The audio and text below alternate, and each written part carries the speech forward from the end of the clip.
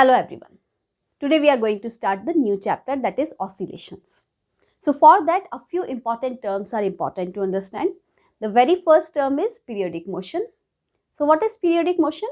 We have already studied that any motion which repeats after a fixed interval of time is called periodic. Can you give some examples? The main example is the earth revolves around the sun in a fixed orbit and it takes fixed time to complete that one revolution. So this repeats year after year. So that one time period which is taken to complete one revolution around the sun is called as 1 year. So this is periodic. Similarly, all planets revolve around the sun and they repeat this motion of revolving around the sun after a fixed interval of time. So that's why this is periodic motion. So we can just mention it. What is periodic? The periodic motion is repeats after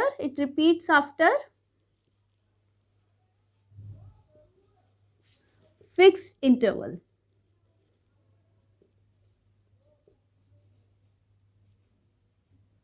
Right? So we can just mention earth revolves around sun, right? Next motion can be called as oscillatory motion. So what is oscillatory motion? Oscillatory motion is basically to and fro motion. So this is simply to and fro motion.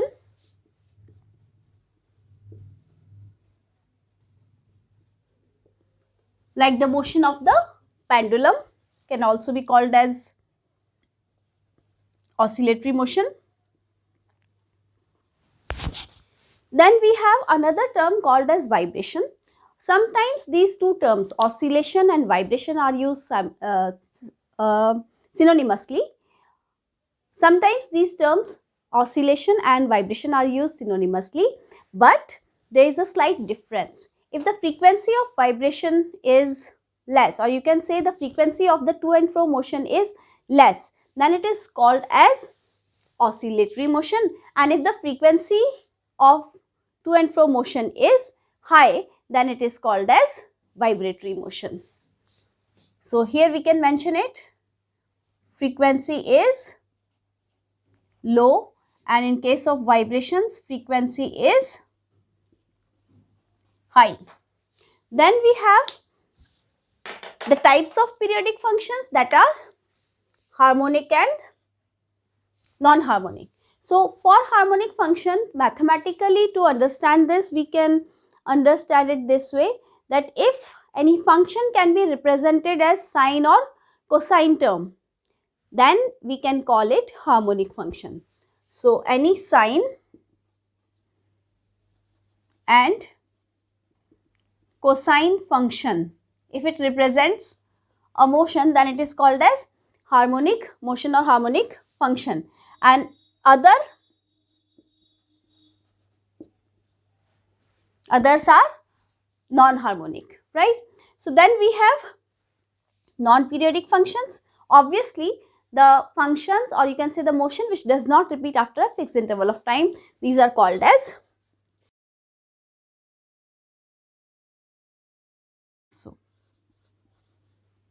does not repeat after a fixed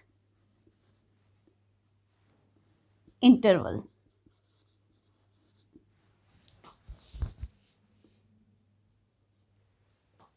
Then we have simple harmonic motion, which we have to discuss in detail in this chapter.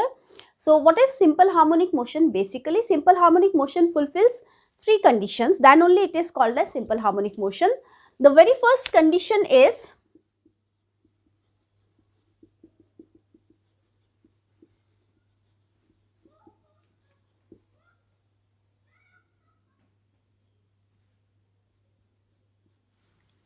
to and fro.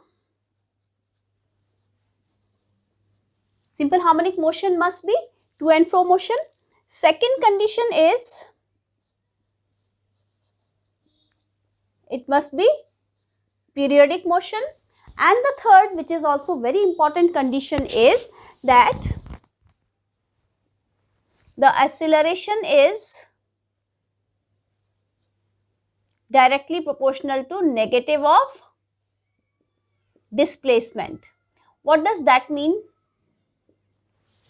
It means that the restoring force is opposite to the direction of displacement.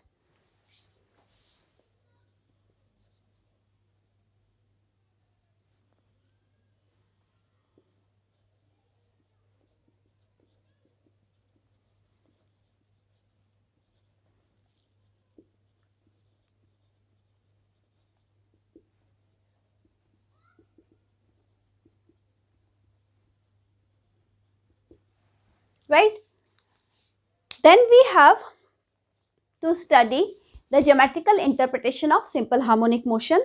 To understand the geometrical interpretation of simple harmonic motion, we have to consider a circular motion first.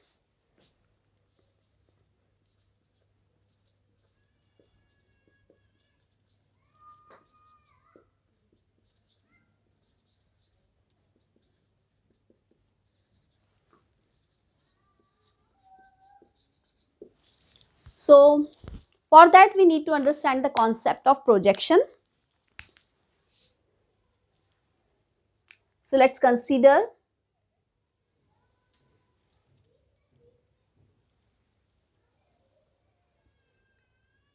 that the particle is moving on a circular path, right? This is the center of this circular path, and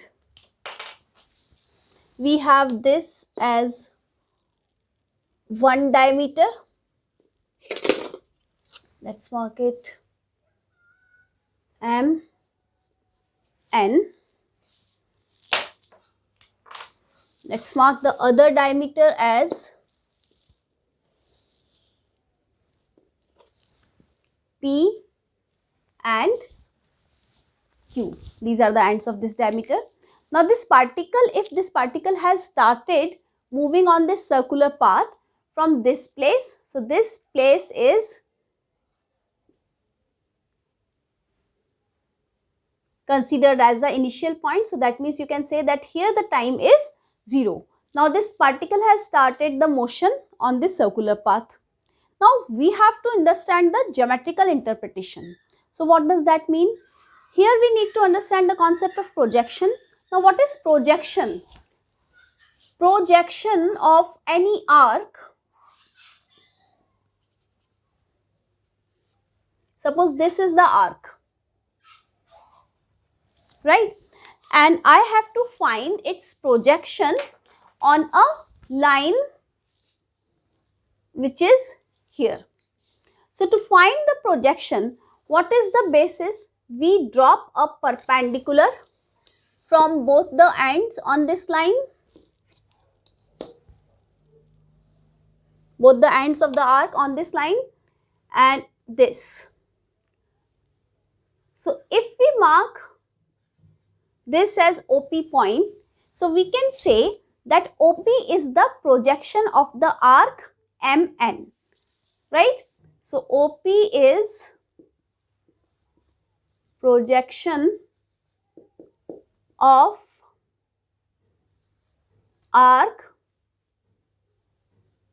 MN, right?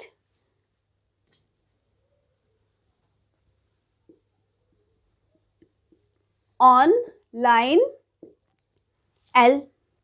So here we have to find the projection of the motion of this particle on this circular path, and the projection is taken on the diameter MN over here. Now for this, if we consider its motion from Q to R point, suppose here the time elapsed is T, suppose. So at this point, how to find the projection on MN? I have to drop the perpendicular from this R on this diameter and this Q on this diameter. So let's take this separately. We have this arc R, Q, and I have to find the projection on this diameter M, N. So here, what will I do? I will drop a perpendicular here and then I'll drop a perpendicular here. So this will give me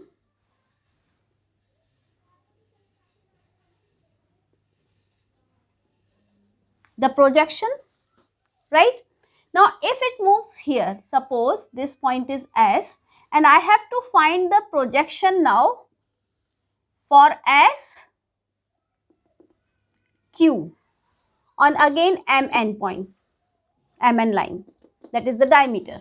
So what will I do? I'll drop a perpendicular here. I'll drop a perpendicular here. So now this projection is more, right? So this is Y dash, you can say. And again, if it moves to point this, now here, now what will be the projection? This is Q, this is T, and I have to find the projection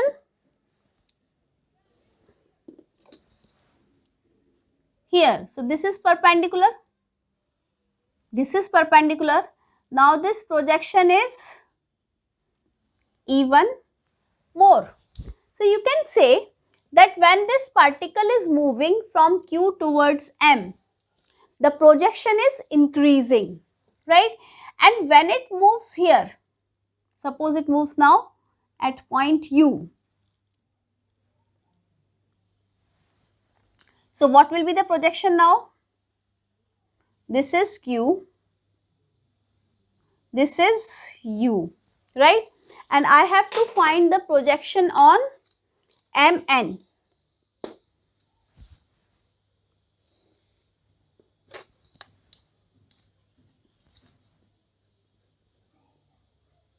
So how will I find the projection? Drop perpendicular from here and drop perpendicular from here. So what will be the projection now? It is suppose Y triple dash, right? And if you have to find the projection for this point, M point, what will be the projection? Now this is your M point, this is Q, this is M. So from M on this diameter, what will be the perpendicular? The same point, right? And this will be the perpendicular here. So this will be the maximum projection for this complete arc QM, and that maximum projection is actually the radius of this circle, which is called as, which is denoted by A over here, right? So you can say here that A, which is the projection of the complete arc, is greater than Y double dash, is greater than Y dash, is greater than Y. In this case, that means when the particle is moving from Q to M, the projection is increasing. And when it is moving from here to here, here the projection is less. And when it is moving from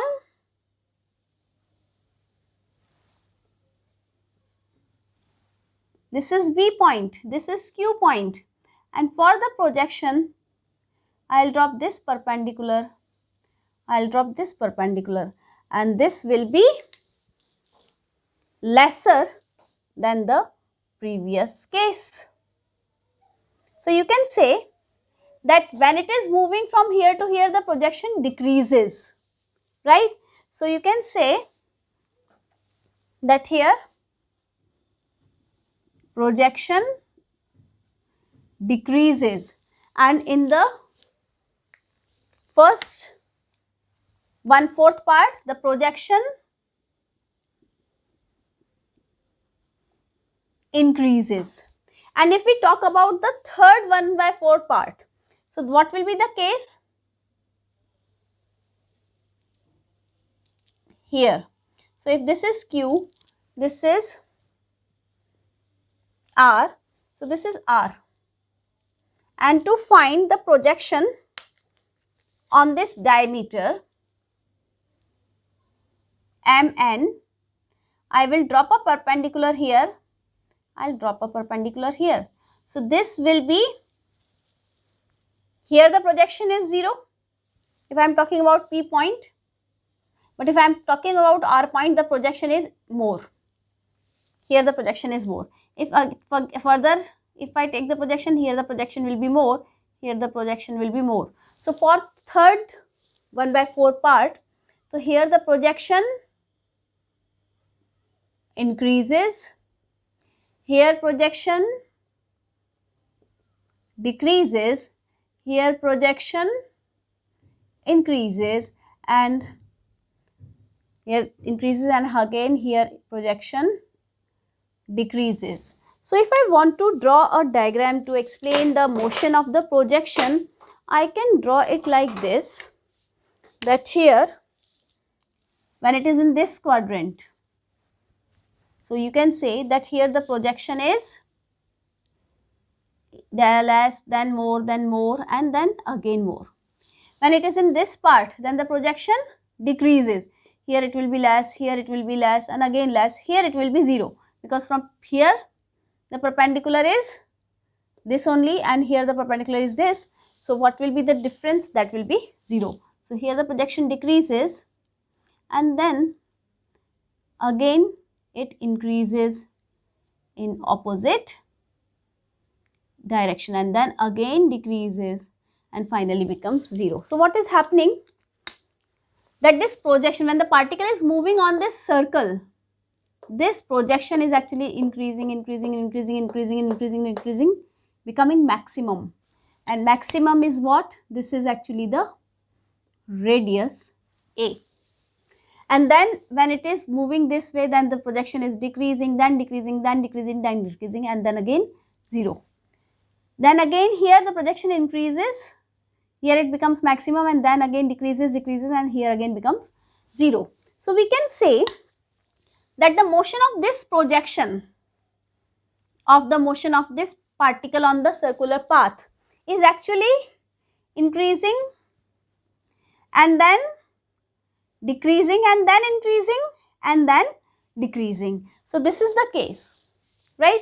So in simple harmonic motion also, if I explain it using the motion of this particle on the circular path, we can explain the simple harmonic motion as the motion of the projection of the uniform circular motion on one of its diameters, right? So this is the geometrical interpretation. This was all for the explanation. The single line statement for the geometrical interpretation can be written very easily, but I need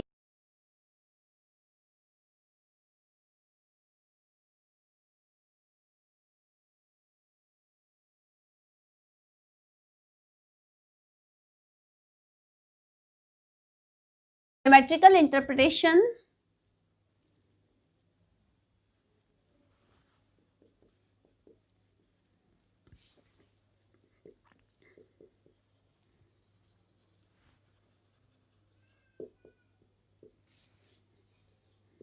of SHM. So according to the geometrical interpretation, simple harmonic motion is the motion of the projection of uniform circular motion on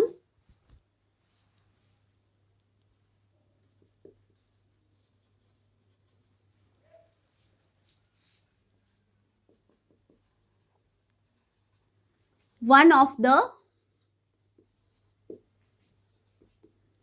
diameters of circle of reference.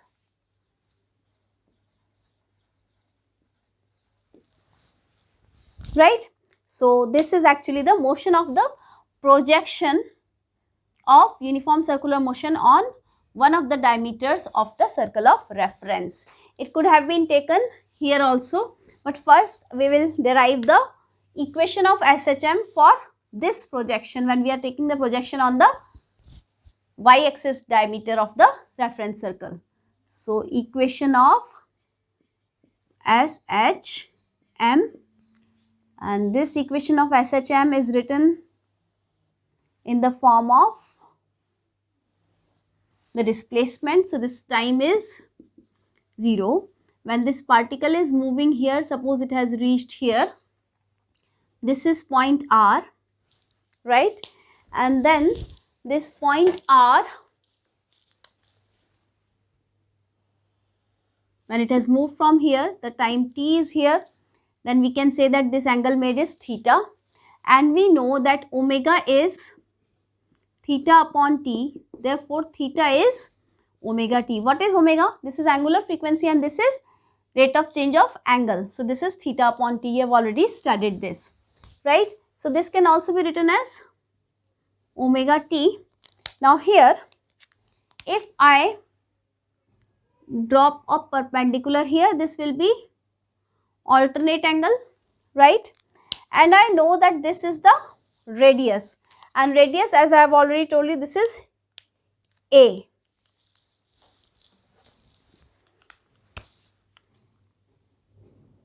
Right? And this is considered as displacement, suppose at point R. So we can say that in triangle, if I mark this O, R, Q. So in triangle O, R, Q, sin theta is equal to perpendicular upon hypotenuse. So we can write, what is perpendicular over here? This is OQ upon hypotenuse is RO, and OQ is Y and RO is A, right? Because we know that sin theta is perpendicular upon hypotenuse. So this will be A sin theta is equal to Y, or Y is equal to A sin theta, where you can see from the figure that when the projection for this point is taken, this is A, this is the maximum projection. So this maximum projection, or you can say this is the maximum displacement from the mean position, this is called as amplitude. So this here, Y is equal to displacement, A is maximum displacement from mean position, which is called as amplitude.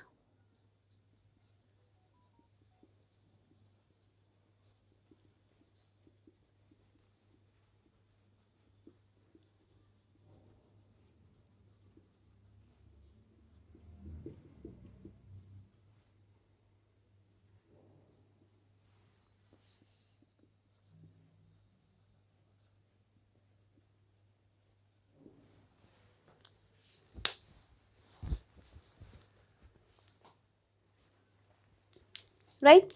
So, and we know that omega is angular frequency, t is the time. So displacement Y is the displacement at any time t, right? So this was all about the equation of SHM and geometrical interpretation of SHM. Here we need to clarify one more thing, that all oscillatory motions are periodic, but all periodic motions may not be oscillatory. Why? Because all periodic motions may not be to and fro, right? And whenever you have any difficulty in understanding the concept, just recall the motion of the pendulum, simple pendulum. Just recall over here that if we have a pendulum, then here this is, if this is considered as mean position, so this is the motion towards extreme, then again next extreme, and then here original position, right? So this will help you in visualizing the case of simple harmonic motion, though we will study this pendulum also in detail separately. So remember, all oscillatory motions are periodic, but all periodic motions may not be oscillatory. So this was all about the basic idea of SHM concept. That's all for now. Have a nice day.